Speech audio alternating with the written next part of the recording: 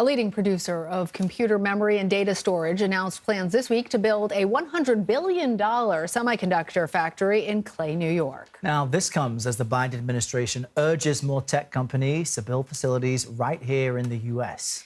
Those efforts to attract investments are laid out in an article published this week in the New York Times. For more, let's bring in the author of that article, New York Times technology and economics reporter Steve Lohr, to discuss this. Steve, great to chat with you. And I love your background. Thank you. It looks kind of tech savvy, too, with the angles and everything. I get obsessed about these things. It's 8th Avenue. Yeah. Okay. In New York. So let's start at the top, Steve. How are these tax breaks and other incentives being paid for? How is the government luring these companies to do this kind of work?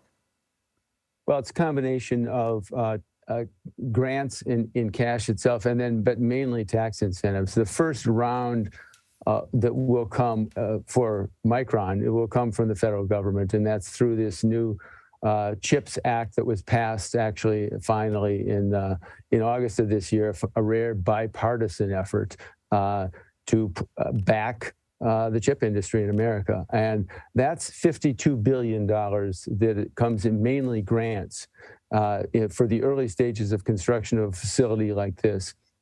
For the state side, and it's unclear as to how much of this Micron is going to get. The companies cannot apply for the grants until next year. It will get billions, but the amount isn't clear.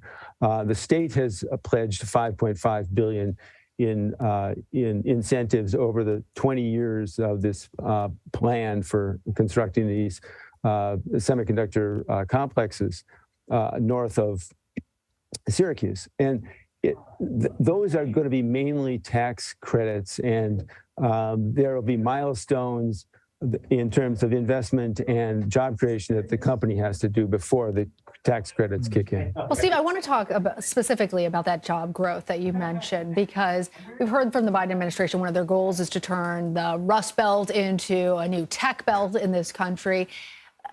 Tell us how much job growth is actually expected from these new tech factories on a local level, and will they be bringing people to these areas in terms of new workers, or are they really expected to employ the people who are there?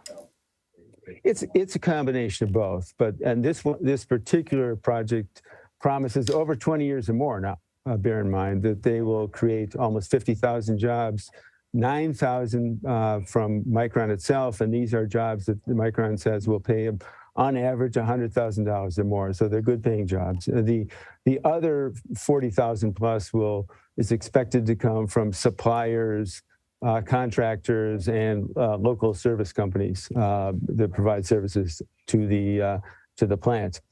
I mean, the thing to keep in mind about a modern chip factory is that if you walk into it, there are very few people these days. It is very capital intensive. You're surrounded by machines ferrying around the wafers. Human beings never touch a chip these days. I mean, they're dressed up in white suits with hoods and masks and booties, and they are highly skilled technicians, even scientists in many cases. So this is not a situation where the manufacturing of the past, where people, walked out of high school and onto the factory floor to a good union, high-paying job.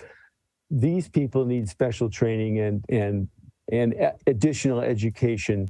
And both the state and the company have pledged to put up $500 million for skills training and education. Yeah, as part of interesting this. Because that's definitely the concern. But, there's always this space, though, between the pledge and the reality as it takes place. For example, President Biden today is touring an IBM facility in Poughkeepsie. The company's announcing plans to invest $20 billion across New York's Hudson Valley.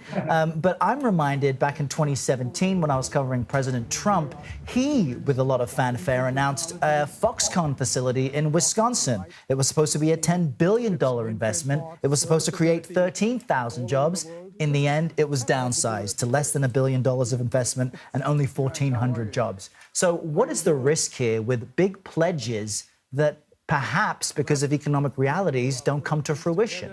You can see these Yeah, are incredibly you don't worry so much about the pledges, but what you don't want is a blank check up front. And there's been so much criticism of these kinds of government subsidies for corporate investments that that should be pretty well, scaled and measured as people go and the investments are made. And this was something that Governor Hochul kind of emphasized that, there'll be milestones in terms of job creation and private investment before the government incentives kick in. But I mean, your point's an excellent one, and it's a key here is look at the Midwest. A key here is whether this plant can be competitive. I mean, in the Midwest, the auto industry and those Midwest communities suffered mainly because they couldn't compete on price and quality against the Japanese car makers in the 70s and 80s and beyond. Right.